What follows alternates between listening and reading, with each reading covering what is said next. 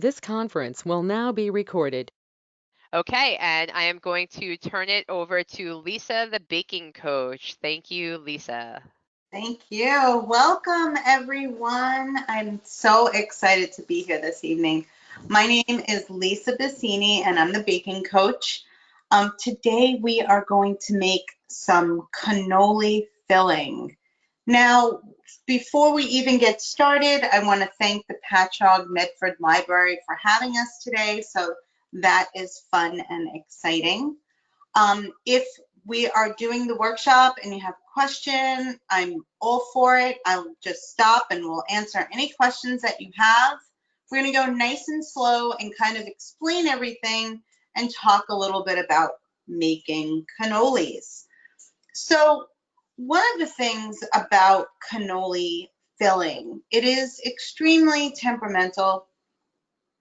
When we are mixing ingredients, we need to go extremely slowly, only for the fact that as we're mixing, we're combining the sugar in with the cheese, so the sugar kind of liquefies as it blends. So you don't want to ever overmix that. So that's just something I wanted to kind of bring to the forefront before we begin our workshop.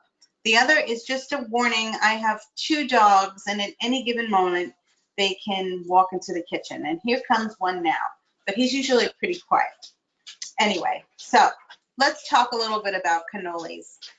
Most people do know that cannolis are from Italy. It is a dessert pastry in Italy, and it originated out of Sicily. So if you ever in Italy and you are visiting there, I would highly recommend not leaving until you have a cannoli, because they are amazing. One of the things about cannolis that is very dear to me is that I actually, as a child, figured out what was in cannolis simply by tasting the cannoli filling. And I was able to recreate that and write my version of my cannoli recipe. So cannolis, as you know, are a cream-filled dessert that is shelled in a cannoli shell, which is right here. Cannoli shells come in various sizes. Of course, he's wanting to go out the minute I started. Okay, so just bear with me 1 second.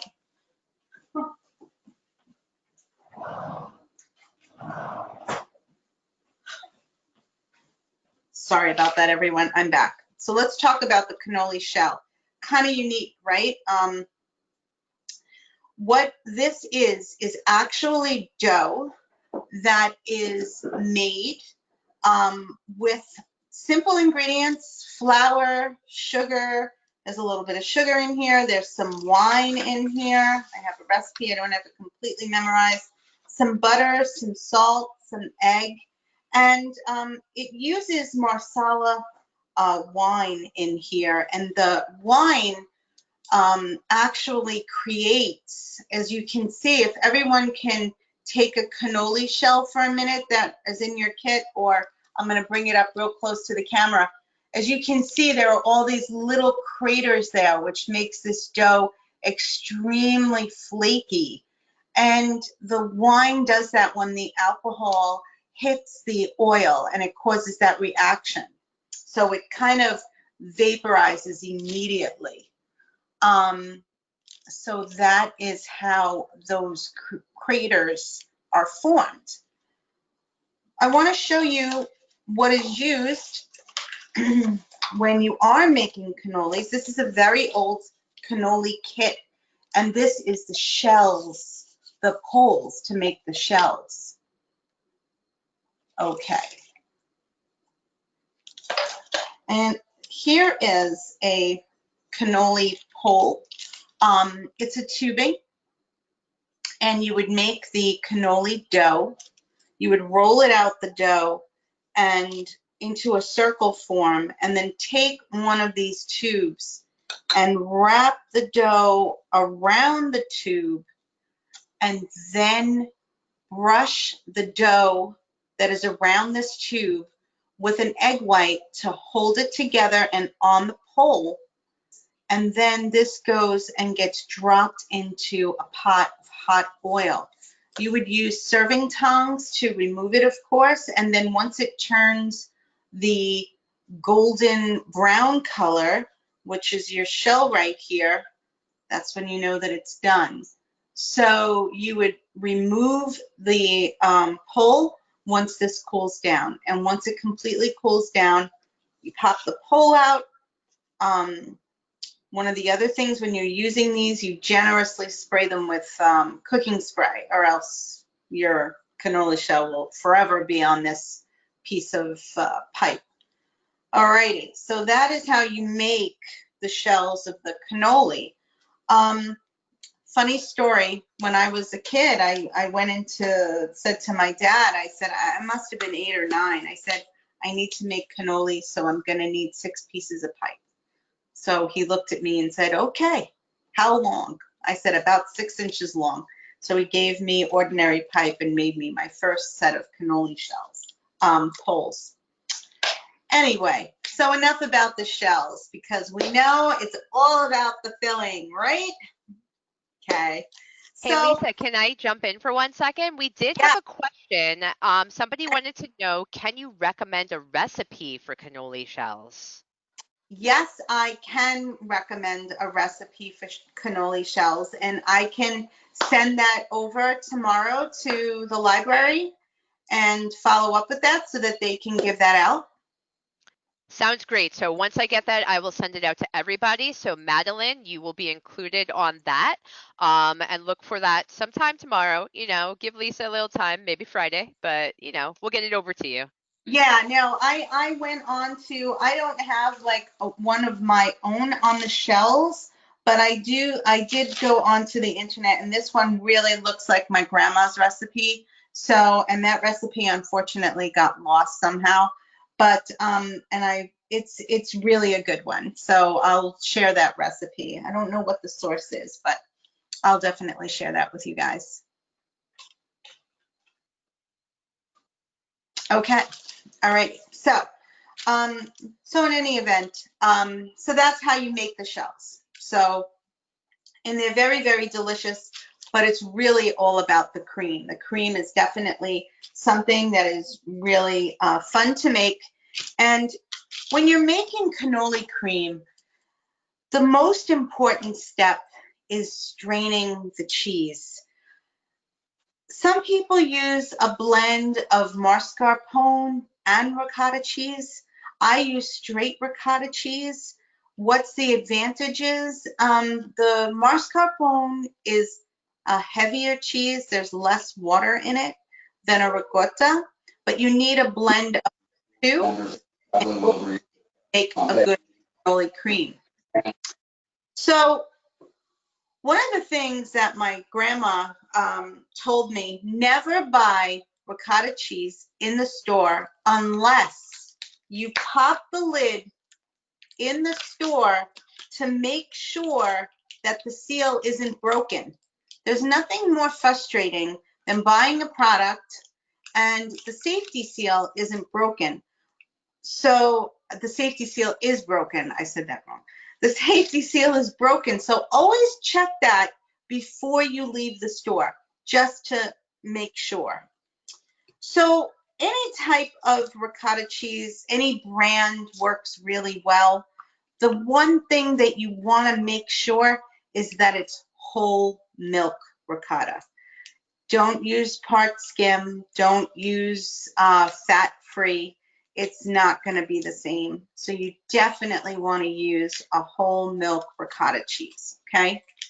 So once your ricotta cheese is opened, I'm going to show you what I did. And this is kind of like, I don't know, it just works the best. My method for this works the best because it bears a little weight on the cheese. So I know this doesn't look like totally professional here, but it really works. So if it's not broken, I don't really fix it. So I have here in this bowl a can that I've wrapped in plastic wrap.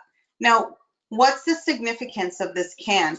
The significance of this can is to put weight on top of the cheese. So the cheese has a constant pressure of being squozen to get the water out of the cheese. So now my dog's gonna bark because I think my husband just came home. So anyway, I'm gonna shut the window. Hold on.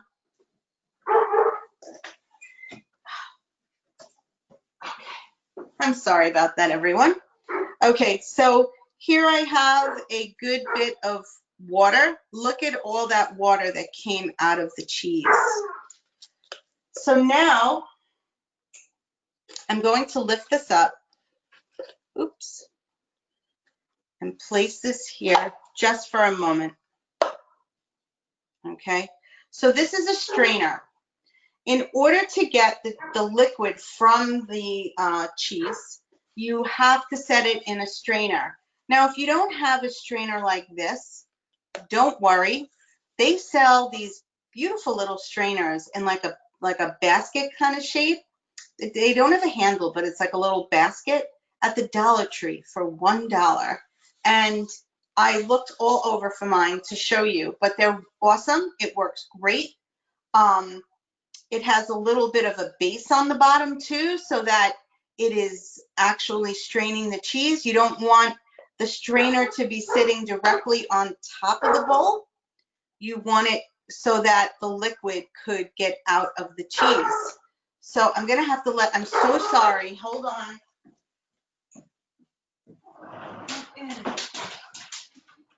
Stop. So the next thing are the liners. And I'm going to place them. I'm so sorry.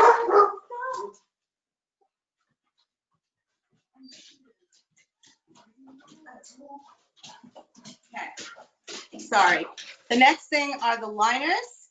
You are just going to see my husband. You can walk by. The next thing are the liners. I'm going to place them in the bottom of the strainer. And you want to put them into the strainer just like that. And then you would place the cheese into the strainer with these coffee filters because they work the best. So I didn't even bring up the coffee filter. Sorry, I got a little distracted. So the coffee filters are amazing, relatively inexpensive. If you don't have a coffee filter, don't worry. If you've got paper towel, like a good brand, strong brand of paper towel, I don't like to name names or whatever, but Bounty's pretty good. That one is very, very good.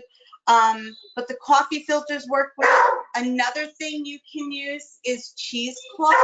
That's another awesome thing that you can use as a buffer with the strainer and the coffee filter.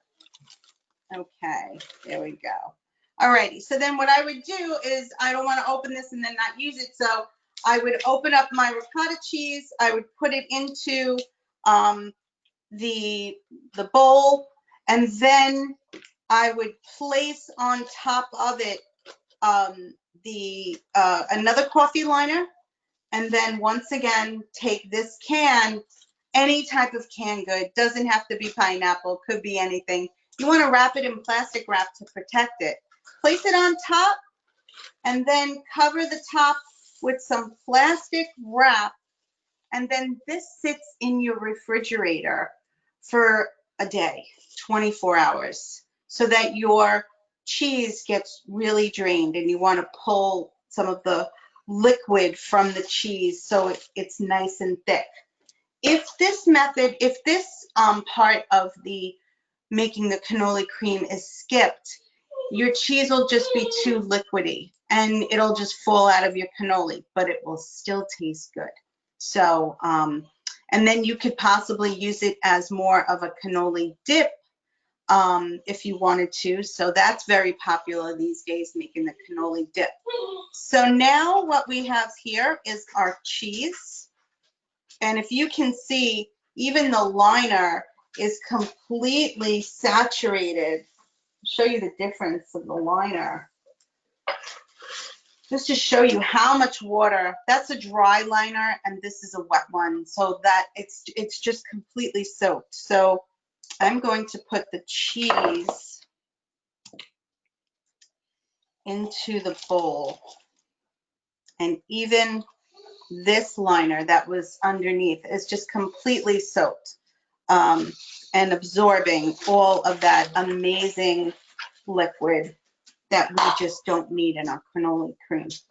Okay, any questions so far before we move on? Give everybody a minute.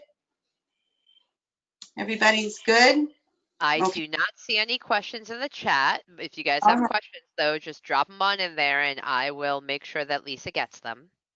Okay, great. Alrighty, so now I have in this bowl the cheese, the 1 pound of cheese. It's been strained for 24 hours. So I'm going to just set it aside for 1 second. Let's get all of our ingredients out and ready now. We have powdered sugar that we're going to need.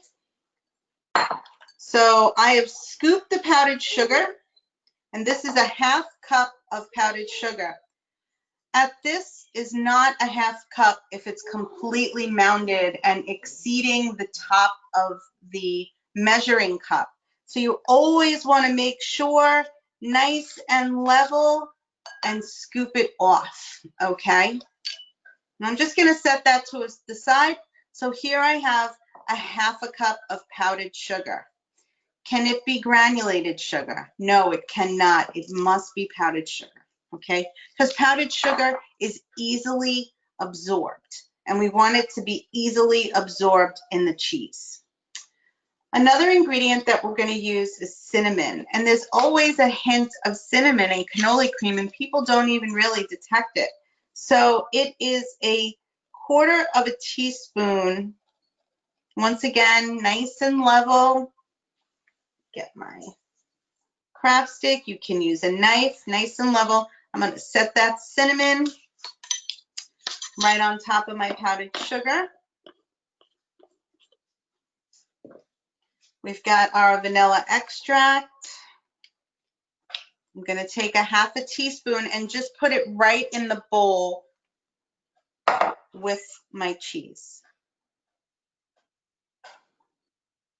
There you go. Okay. The next thing that we are going to use are some chocolate chips. And I thought I grabbed the bag. Hold on. Yes. So you can buy the mini chocolate chips, but you can also use regular sized chocolate chips. And I kind of like to do this instead. So I'm going to take a tablespoon of these chocolate chips. Just going to reserve the rest. Put them in a bag. And what you want to do, at this size, they're a little too big for what we need them for.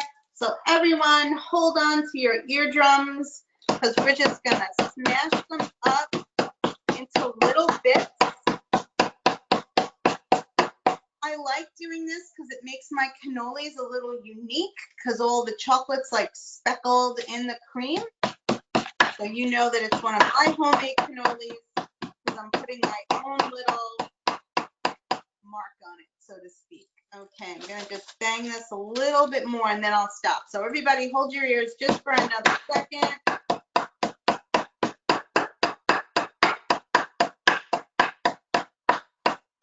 There you go. Wow, you would think it was like hibachi or something with all that noise, but anyway. Okay, so now I've got my crushed up chocolate that I'm gonna use in my cannoli filling. Now here we have our leftover chocolate. So I'm going to pop this in the microwave for just 30 seconds.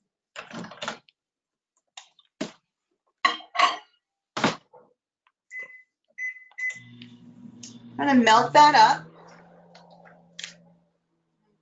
Can I jump in with a question while that's in the microwave? Yes. So we had a question. So we saw you put some vanilla in there.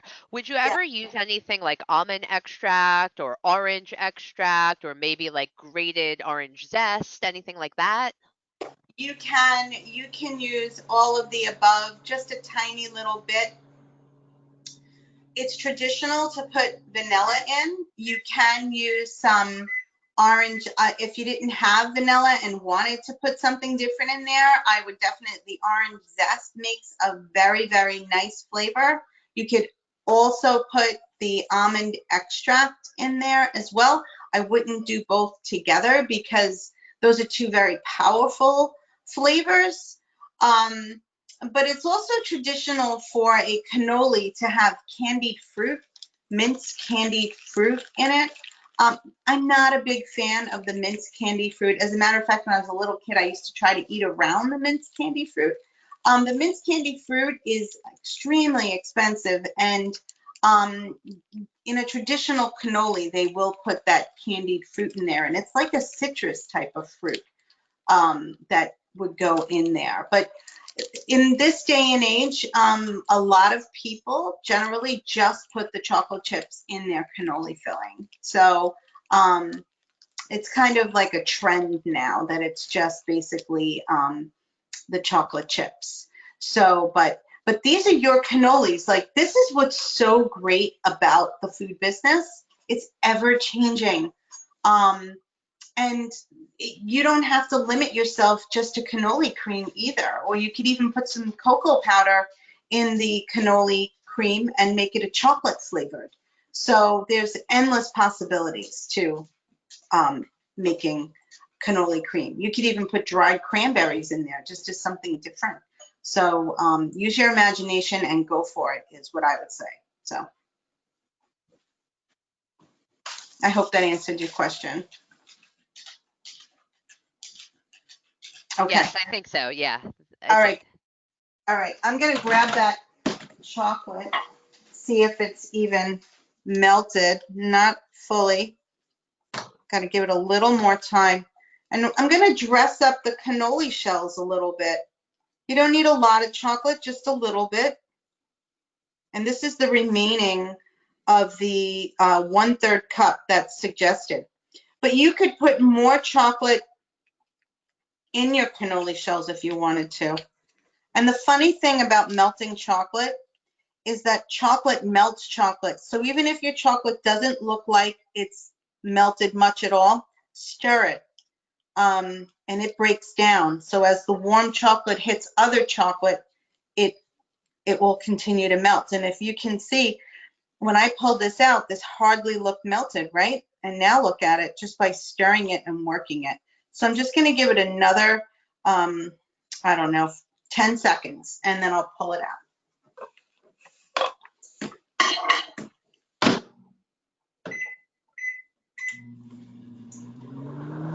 Lisa, are you melting that chocolate on regular strength or is it like 50% strength in the microwave? Oh, I'm going regular strength. Regular strength. But I'm going slowly. So I did the 30 seconds and I stirred it up quite a bit. And now I just did another 10 seconds. As you can see, the chocolate is all melted. So it was a total of 40 seconds in the microwave at full power. So now I'm going to do some designs for my cannoli shells that you can do. You can take your chocolate and do some drizzles on top just to give them some, you know, dress them up a little bit.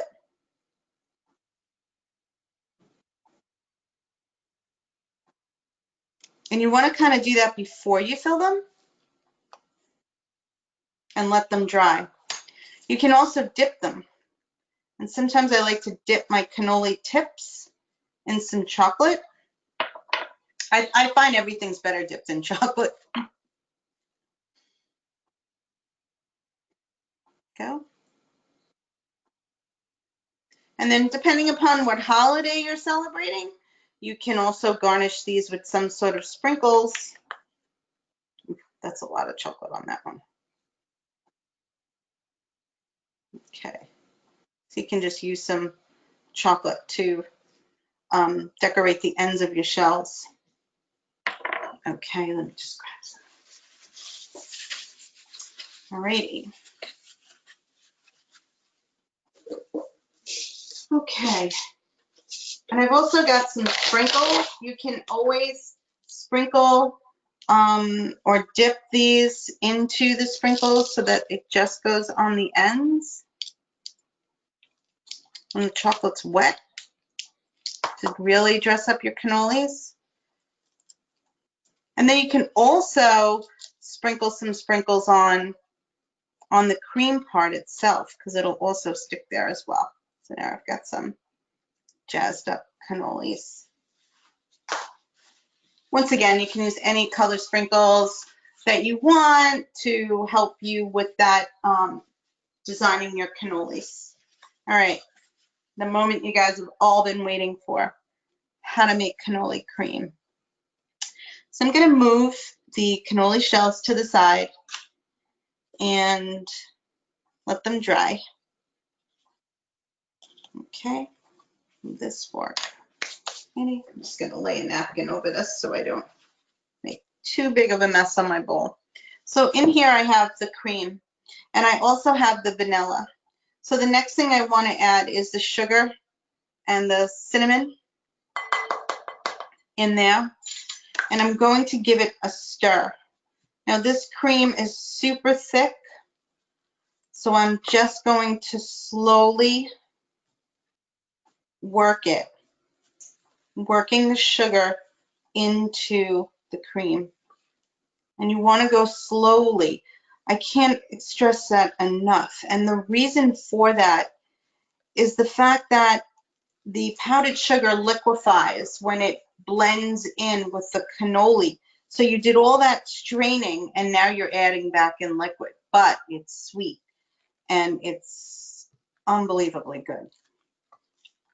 If you notice, I'm kind of using my spatula and just smashing the cream and the sugar together, and you're hitting the sides of the bowl. That's it. That's how little you need to mix this. How long was that? Maybe 30 seconds? If you mix it too much, that's where people go wrong, because the sugar breaks down too much and it creates a liquid. So you never want to mix this with a hand mixer. Never, ever, ever. Always by hand. Okay, now I just added in my chocolate, and I'm going to just fold that in gently.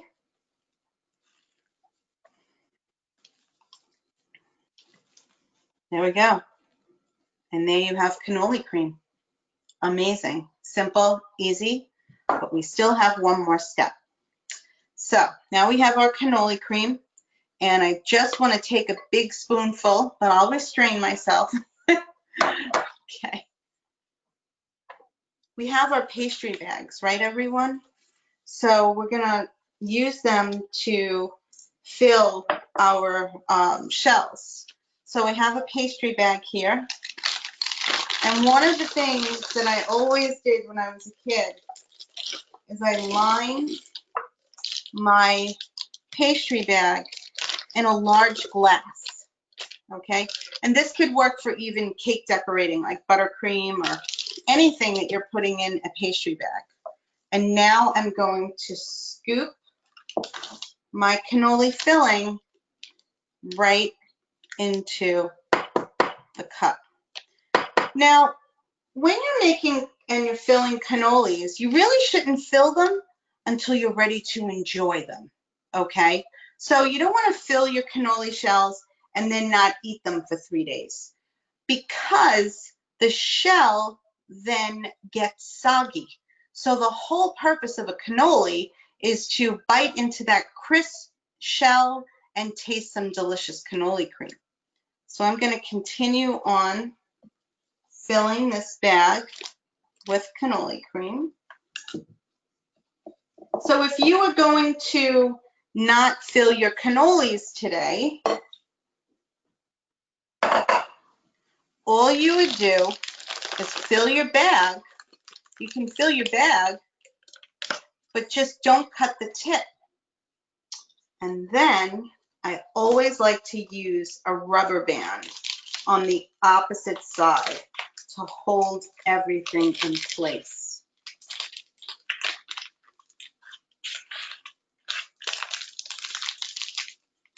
There you go. Any questions so far? Just give it a second for everyone to. Yes, we do have a question. It's when did you put the vanilla extract in? What's I put the vanilla extract in right after I did the cinnamon. I put the half a teaspoon of the vanilla extract and just let it rest over the cheese. And it was a half a teaspoon. I didn't mix it or anything. I just placed it there. Any other questions, guys? Pop them in the chat box.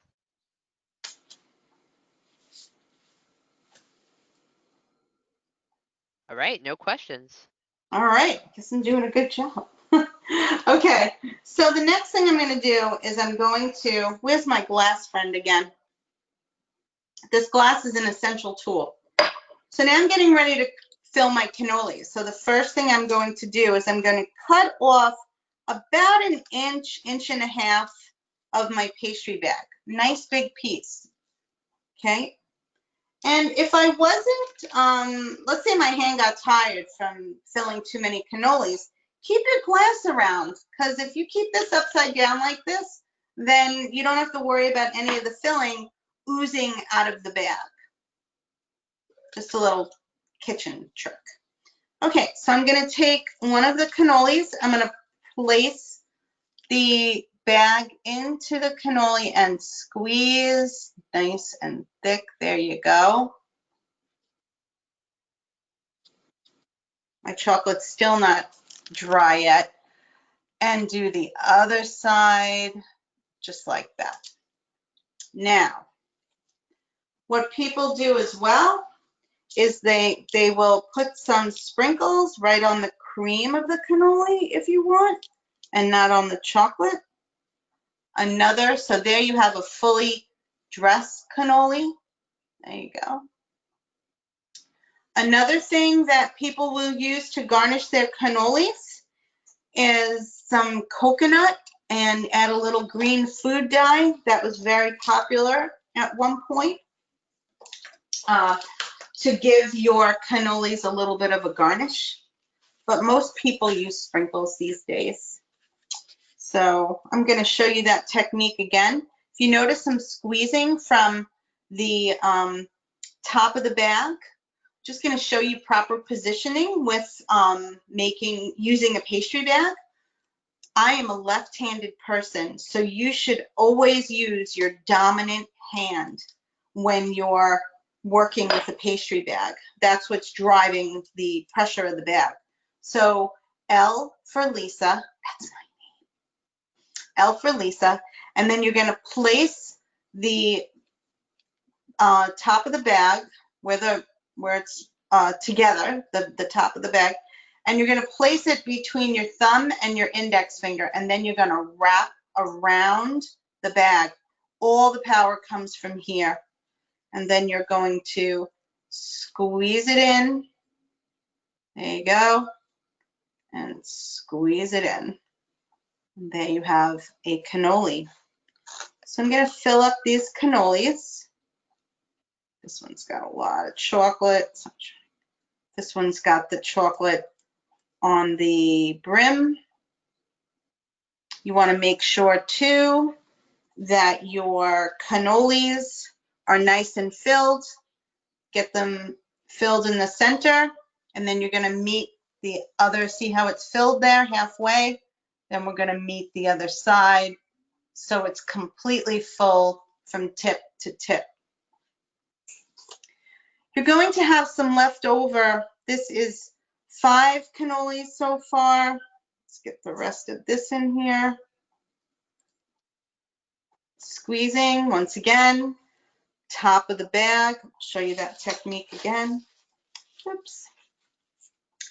Top of the bag, L for Lisa. As the cream is being pulled out of the bag, you want to twist it, the top, to keep the pressure.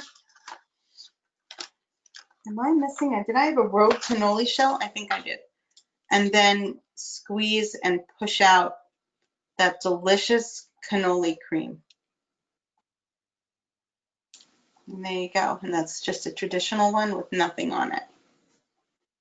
All righty. So that, my friends, is how you make cannoli cream. So the trick of this is really not mixing it too much, just until combined. If you continue to mix it, the water will pull away from the cheese, whatever water is left, and then the powdered sugar will add to that, liquefy, and it changes the texture completely. So in some baking things, you need to mix a lot, and other times you need to mix very little. So really with baking, it's all about the method. Sometimes it can be more destructive than mismeasuring ingredients. So any questions? Yeah, so we did have a question come in. So we purchased the cannoli shells for the participants, but someone wants to know, where can they go to purchase cannoli shells on their own? They've been searching where they might be able to get cannoli shells. Okay, like Italian supermarkets, Uncle Giuseppe's, Meat Farm sells them. As a matter of fact, that's where I bought mine, at Gunther's Meat Farm, and they came in a package just like this. That's where I picked up my shells. And sometimes if you have a bakery that you always go to and you tell them that you just want to buy the shells, 9 times out of 10, they buy them. There's actually a place called the Cannoli Factory in Deer Park. It's been a while since I've gone there, but they would sell to the public the cannoli shells. So that could be, you know, other resources to shop from. Thank you. I don't see any more questions, so we do have a few more minutes. So if anybody has any questions about Yeah. cannoli. Exactly. And the other thing is too, is cannoli filling is absolutely delicious, and you could make a cannoli dip. Like, let's say another thing, you don't have cannoli shells. So what else could you use? If you break up a waffle cone, ice cream cone, it's a little bit sweeter than a cannoli shell, but it's got the same texture. So you could use a sugar cone, waffle cone. You could make this into a dip, and you could dip in vanilla wafers, graham crackers. Those are all crisp cookies and will make it taste amazingly well. Another thing with cannolis, you can just put a portion of cannolis in a dish, and people like to dip biscotti cookies in cannoli. That's an Italian treat. Or you can just have some cannoli cream and some fresh berries. That's also super nice. I think my mouth is watering, getting hungry. It's the hazard of the job. But those are just all different ideas that you could use cannoli cream for. Don't just limit it to the shells. It's a wonderful cream. It also makes a great filling on top of a cupcake, or inside a cupcake, and then do a little chocolate frosting on top. Amazing. Or make a cannoli cake and make the cannoli as the filling, and then maybe just do a buttercream icing or even a whipped cream icing. That's always super nice. So there's a lot of different things that you can do with cannoli cream than just putting it in a cannoli shell. Thank you for those ideas. They sound great. We did have another question. How long can you keep the cream? Okay, so the cream will stay fresh and ready to use if you keep it in an airtight container.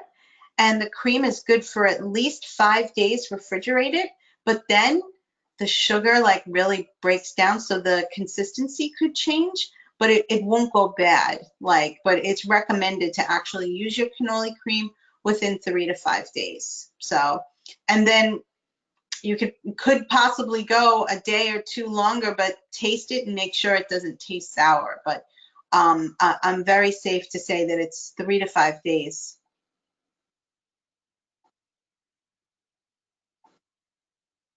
Okay, and just so you guys, in case you guys don't see in the chat, Joanne is telling us that King Cullen and Patchogue sells the shells at the bakery counter. You just need to ask the baker for them. And Aldi's and Patchogue also has mini chocolate chips. So thank you so much, Joanne, for letting us know that.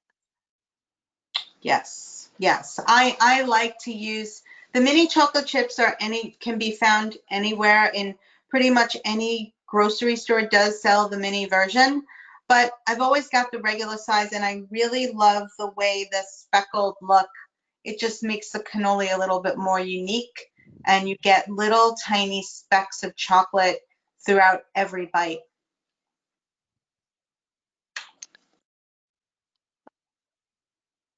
Okay, I don't see any other questions coming in. I do see some thank yous and that this was a lot of fun.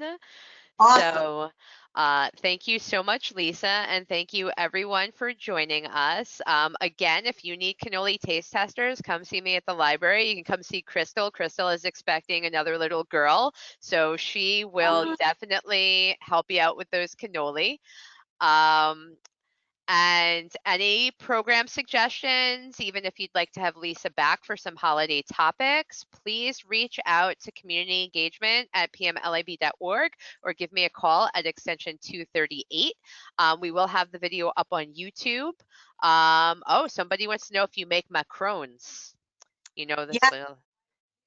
I do macarons, and as a matter of fact, one of the jobs that I had the pleasure of having for 9 years is I wrote recipes for Domino Sugar, and it was one of the recipes that I wrote for them. So it was really a wonderful journey for me as a baker to go through and develop recipes for them. And it was one of the recipes that they wanted like many, many years ago, probably like 6 or 7 years ago. And it's a great little recipe and it's fun and unique and you know it's a good one. It's a definite good one to master. So it's, you know, it's a fun recipe. Yep. All right. We have a bunch of suggestions coming in, so we will definitely hit you up with those suggestions, Lisa. Gluten-free classes and cookie decorating and everything. So we will make sure that we have Lisa back for the next newsletter cycle, guys. We will figure something out for you, okay? So much. And I can't thank the library enough. It really, like, big virtual hug for having me tonight. And sorry about the dogs. I'll try to keep them to a minimum. It's all good. All right. Thank you, everybody. And we hope to see you soon. Good night. Thank you. Thank you. Bye-bye now. Bye, everyone. Be well. Bye. Thank you. Bye. Enjoy.